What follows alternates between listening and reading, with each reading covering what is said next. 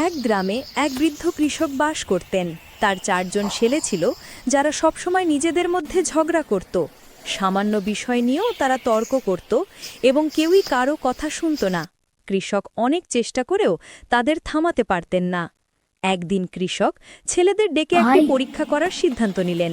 তিনি তাদের একগুচ্ছ লাঠি দিলেন এবং বললেন, তোমরা প্রত্যেকে চেষ্টা করো এই লাঠিগুলো একসাথে ভাঙতে।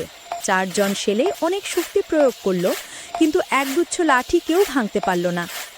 এরপর কৃষক লাঠিগুলো খুলে ছেলেদের হাতে একটি করে লাঠি দিলেন এবং বললেন, এবার ভাঙো। ছেলেরা কোনো রকম কষ্ট ছাড়াই মুহূর্তের মধ্যে লাঠিগুলো ভেঙে ফেলল।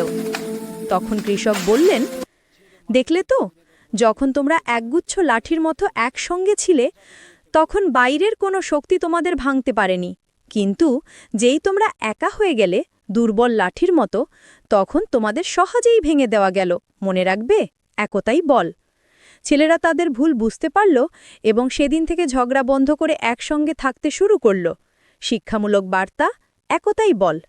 একসঙ্গে থাকলে দুর্বল শত্রুকেও মোকাবিলা করা যায়, কিন্তু একা থাকলে দুর্বলতা আমাদের ঘিরে ঝাড়ে।